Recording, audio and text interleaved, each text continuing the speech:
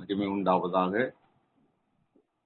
என் கண்மலையும் மீட்பருமாகிய கர்த்தாவே, அடியனுடைய வாயின் வார்த்தைகளும் கேட்கிற உம்முடைய பிள்ளைகளுடைய இருதயத்தின் சிந்தனைகளும் உம்முடைய சமூகத்தில் ரீதியாயிருப்பதாக.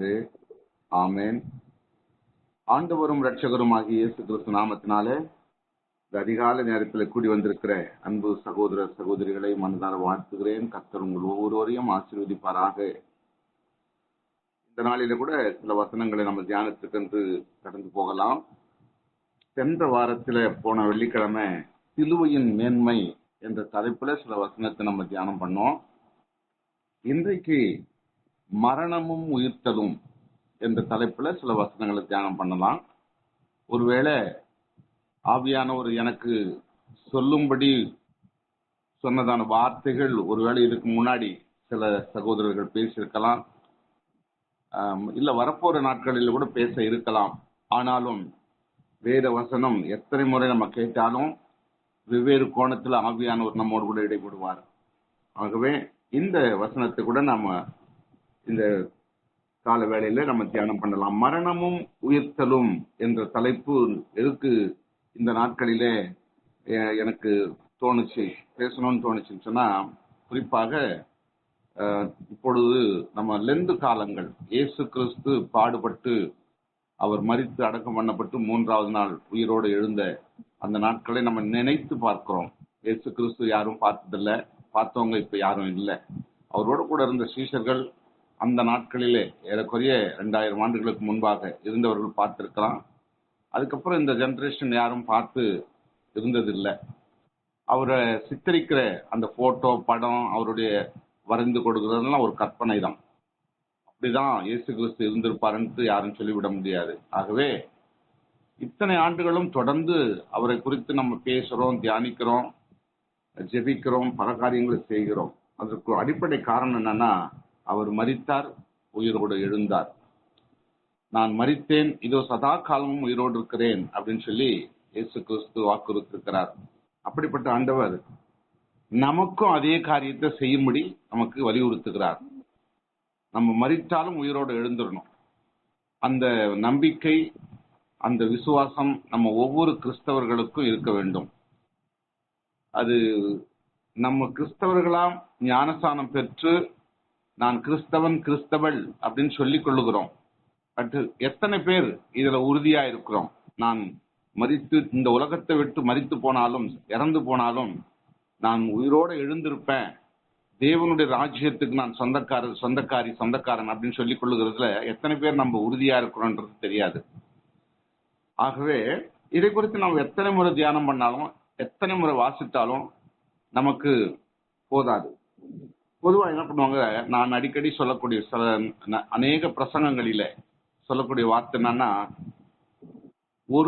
ஒரு முறை பிறந்தவன் இருமுறை சாகணும், இருமுறை பிறந்தவன் ஒரு முறை சாகணும் அப்படின்னு சொல்லி ஒரு ஒரு கருத்துக்கள் அடங்கிய ஒரு வாக்கியம் அது. அதை நான் சொல்லுவது வழக்கம். அதனுடைய உள்ளான அர்த்தம் நான் ஏற்கனவே உங்களுக்கு பிரசங்கத்துல சொல்லியிருக்கிறேன். சில வருஷங்களுக்கு, சில மாதங்களுக்கு முன்னாடி சொல்லியிருக்கிறேன். ஒரு முறை பிறந்துட்டா 2 முறை சாகணும், 2 முறை பிறந்தாக்கா ஒரு முறை சாகணும் அப்படின்ற உள்ளான அர்த்தம் உங்களுக்கு அநேகருக்கு தெரியும். இருந்தாலும் திரும்ப ஞாபகப்படுத்துறேன். தாயின் கருவிலிருந்து பிறந்த ஒவ்வொரு மனுஷனும் மறுபடியும் இன்னொரு முறை பிறக்கணும். அது எதனாலன்னா, மூழ்கி ஞானஸ்தானம் பெறுவதில்லை. ஆண்டவர் கொடுத்த பிரமாணம் அது. ஆண்டவரே நமக்கு மாதிரியை காண்பித்து போயிருக்கிறார். ஆகவே மறுபடியும் இன்னொரு தடவை பிறக்கணும். தாயின் கருவில பிறந்த ஒரு முறை, இன்னொரு முறை மூழ்கி ஞானஸ்தானம் பெற்று நான் பாவத்துக்கு மரித்து விட்டேன், இனிமே நித்திய ஜீவனுக்காக உயிரோடு இருப்பேன் இந்த பூமியில அப்படின்னு சொல்லி அந்த நம்பிக்கை, அந்த விசுவாசம், நம்ம நிச்சயமா அந்த விசுவாசத்துல நம்ம திரும்ப பிறக்கிறோம். இது 2 பிறப்பு. இந்த 2 பிறப்பு இந்த பூமியில ஒரு மனுஷனுக்கு நிறைவேறிட்டா 3வது மரணம் கிடையாது. 3வது இன்னொரு முறை அவன் பிறக்க தேவையில்லை. 2வது அவனுக்கு மரணம் என்பது ஒரே ஒரு முறை தான் இருக்கும். அப்படிப்பட்டவங்களுக்கு இந்த 2 முறை, தாய் கருவில ஒண்ணு, ஞானஸ்தானம் பெறுதல ஒண்ணு, இந்த 2 பிறப்பு இருந்துருச்சுன்னா அவனுக்கு மறுபடியும் மரணம் என்பது ஒரு முறை தான் இருக்கும். எந்த மரணம்? இந்த மாம்சத்துல, இந்த உலகத்துல நம்ம மரித்து போகிற மரணத்தோட முடிஞ்சிடும். இன்னொரு மரணம் உண்டு, ஆவிக்குரிய மரணம். ஒரு மனிதன் மனிததுக்கு பிறகு இன்னொரு மரணம். அந்த மரணம் தான் அது நித்திய ஜீவனா அல்லது பாதாள நரகமா அப்படின்றத தீர்மானம் பண்ணக்கூடிய இடம் அது.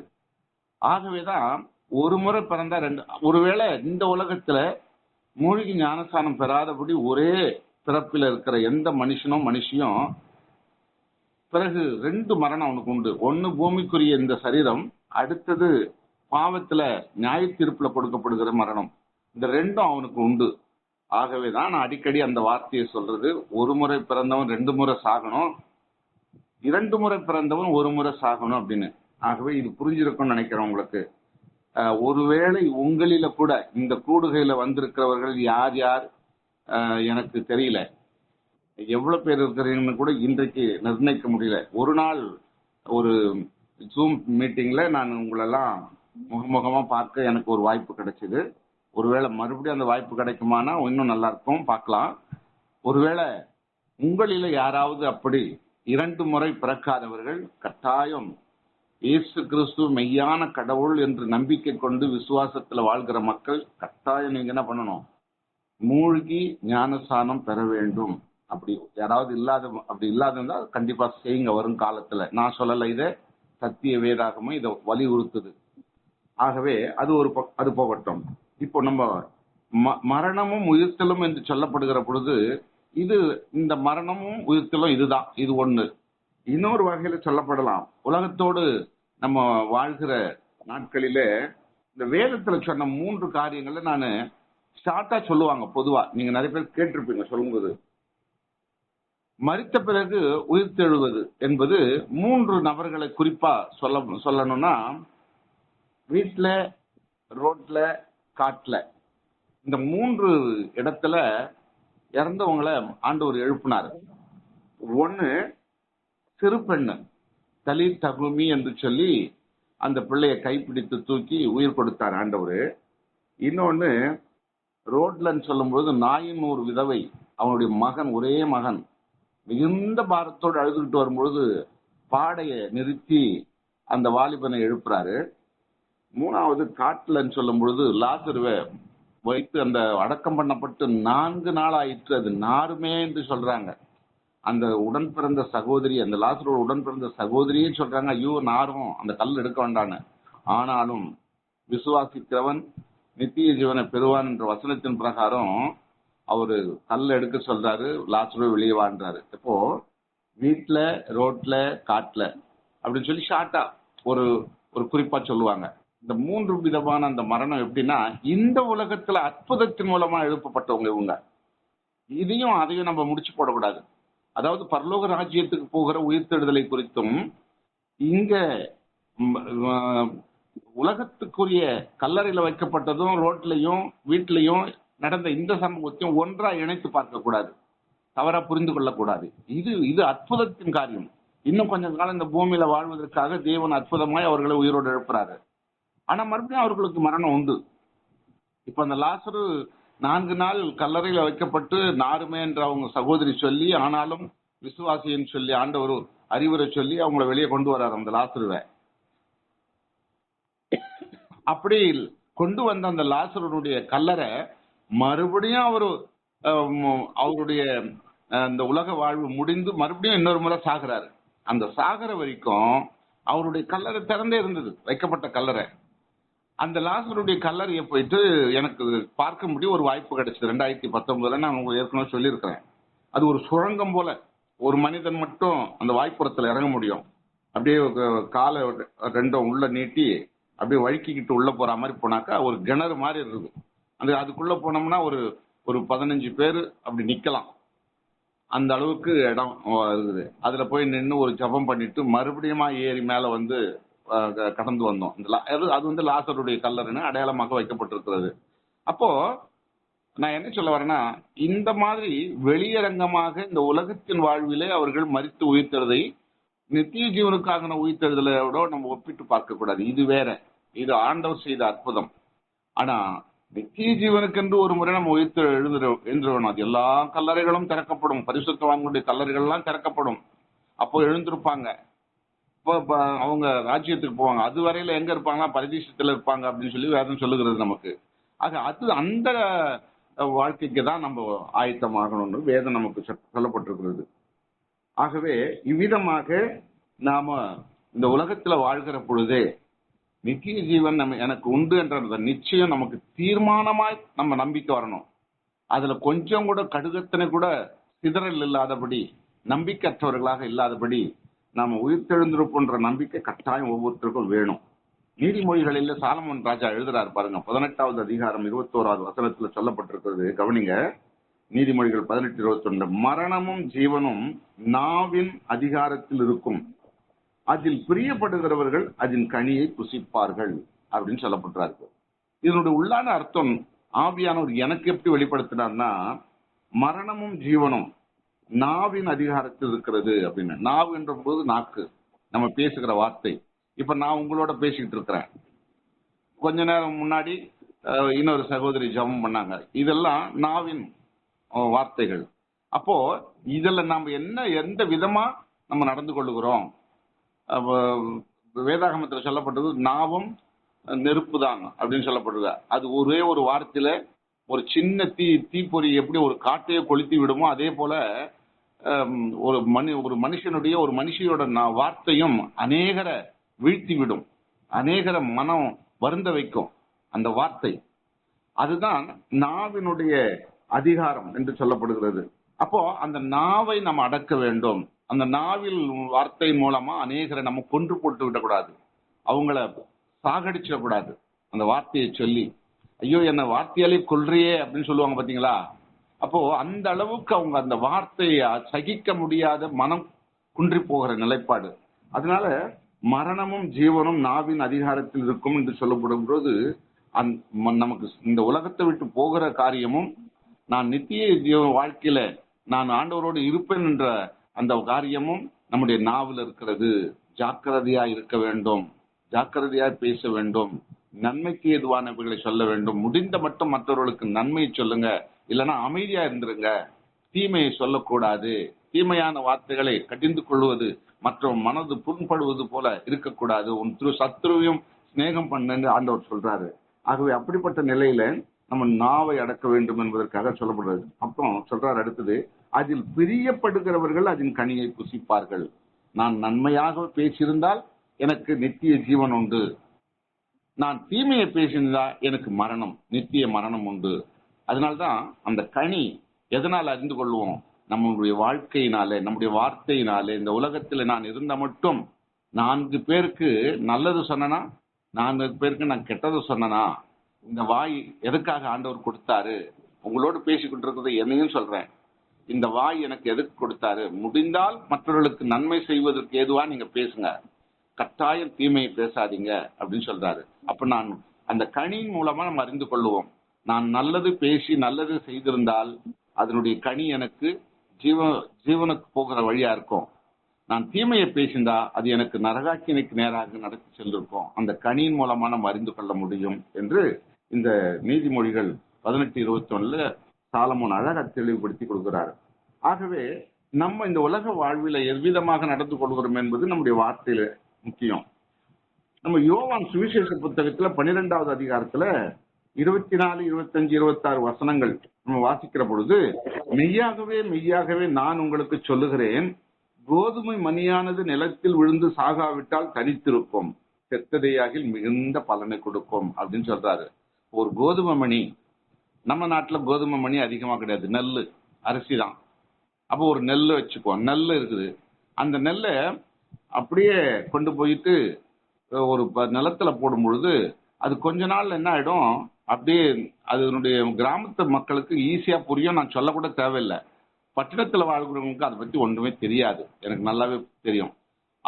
அது கொஞ்ச நாள் பொறுத்து அது அழுகி அது ஒண்ணுமே இல்லாத, அது உள்ள இருக்கிற அந்த அரிசி கூட இல்லாம அப்படியே போயிடும்.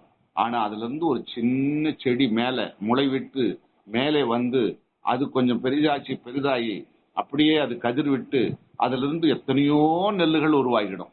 நல்லா கவனிக்கணும். ஒரே ஒரு நெல்லு மூலமா ஒரு கதிர்னா அந்த காலத்துல எல்லாம் பார்த்துருக்கணும், ஒரு கை நிறைய எடுக்கலாம் நெல், அந்த அளவுக்கு பெரிய கதிர், சின்ன கதிர் ஒரு நடுத்தரமான கதிர். கதிர்ன்னு சொன்னா வளைவா அந்த நெல் இருக்கும். அதுல 50-100 நெல் இருக்கும் ஒரே ஒரு இதுல. அப்ப போட்டது என்னமோ ஒரு விதை தான், அதுல இருந்து வர்றது 50-100ன்னு வருதுன்னு சொன்னா, அப்போ அதுக்கு அடியில போட்டது அது போயிடுச்சு. ஒண்ணுத்துக்கு உபயோகமில்லாம போயிடுச்சு. அது செத்து போயிடுச்சுன்னு வச்சுங்களேன். அது ஒண்ணுமே இல்லை. ஆனா அதுல இருந்து வந்த துளிர் மூலமாய் நமக்கு அநேக நெல்லு கதிர் கொடுக்குது.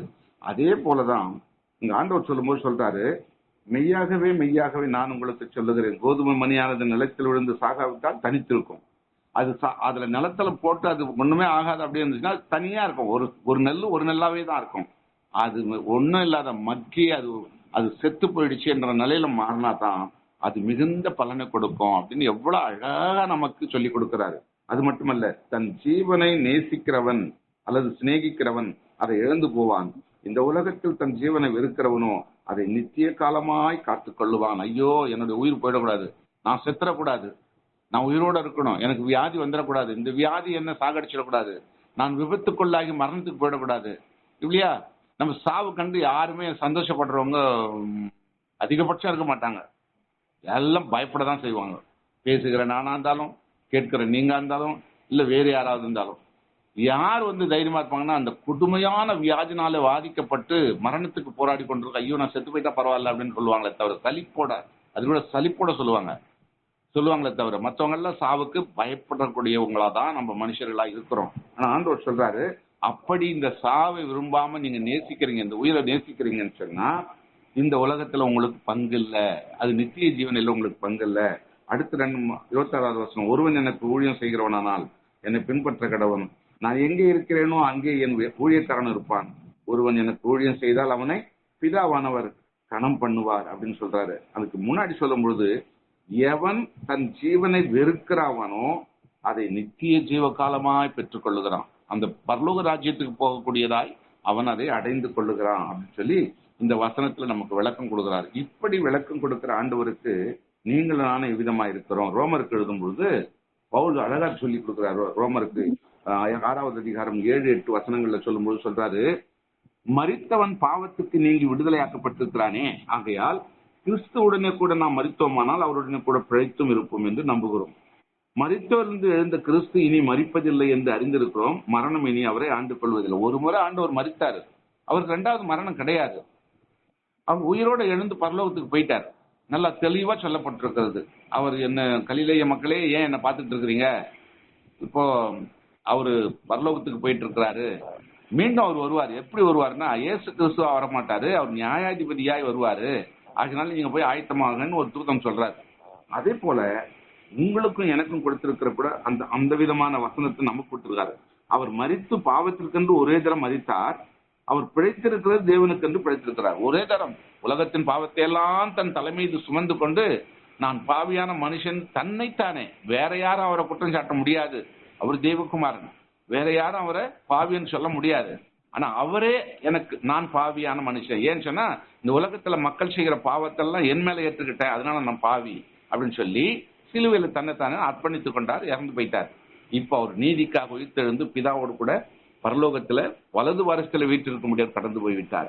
ஆக நீங்களும் நானும் கூட அந்த இடத்துக்கு வர வேண்டும் தான் ஆண்டவர் நம்மளோட விரும்புகிறார். அதனாலதான் கடைசியில நான் நேரம் கடந்து போனாலும் முடிச்சிடுறேன். வெளிப்படுத்தின விசேஷம் 20வது அதிகாரத்துல 12ல இருந்து நீங்க வீட்டுல இருக்கும்போது வாசித்து பாருங்க. மரித்தோராகிய சிறியோரையும் பெரியோரையும் தேவனுக்கு முன்பாக நிற்க கண்டேன். அப்பொழுது புஸ்தகங்கள் திறக்கப்பட்டது, ஜீவ புஸ்தகம் என்னும் வேறொரு புஸ்தகம் திறக்கப்பட்டது. அப்பொழுது அந்த புஸ்தகத்தில் எழுதப்பட்டவைகளின்படியே மரித்தோர் தங்கள் தங்கள் கிரியைகளுக்கு தக்கதாக நியாய தீர்ப்பு அடைந்தார்கள். அந்த ஜீவ புத்தகத்துல பெயர் எழுதப்பட்டவர்கள் ஒன்னொன்றாய் எடுத்து எடுத்து ஒவ்வொருவருக்கும் உள்ள நியாய தீர்ப்பு அங்க கொடுக்கப்படுகிறது. நியாய தீர்ப்பு அடைந்தார்கள்.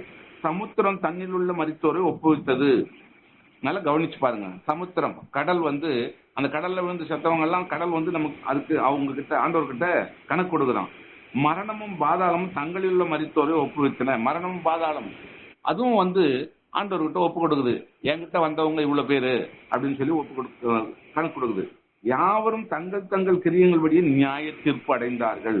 அப்பொழுது மரணமும் பாதாளமும் அக்கினி கடலில் தள்ளப்பட்டது. இது 2ஆம் மரணம். இதான் கடைசியில ஏற்படக்கூடியது. அந்த பாதாளமும் மரணம் என்கிற அந்த 2ம் அக்கினி கடல்ல தள்ளப்பட்டு விட்டுச்சு. இனிமே மரணமே கிடையாது. ஏன்னா மரணத்துக்கு அதிபதி முடிஞ்சு போயிட்டாரு. அப்புறம் மரணமே கிடையாது. அதுதான் கடைசி நியாய தீர்ப்பில் நடைபெற வேண்டியது. நல்ல கவனிங்க. ஜீவ புத்தகத்தில் எழுதப்பட்டவர்களாக காணப்படாதவன் எவனோ அவன் அக்கினி கடலிலே தள்ளப்படுவான். உங்க பேரும் என் பேரும் ஜீவ புத்தகத்துல இருக்கிறதா அப்படின்னு கொஞ்சம் சிந்திக்க நம்ம கடமைப்பட்டிருக்கிறோம். இந்த உலகத்துல வாழ்கிற போதே அதை சிந்திச்சு பார்க்கணும். என் பேர் இருக்குமா ஜீவ புத்தகத்துல? ஒருவேளை அதுல எழுதப்படாமல் இருந்தால் நமக்கு நித்திய ராஜ்யம் கிடையாது.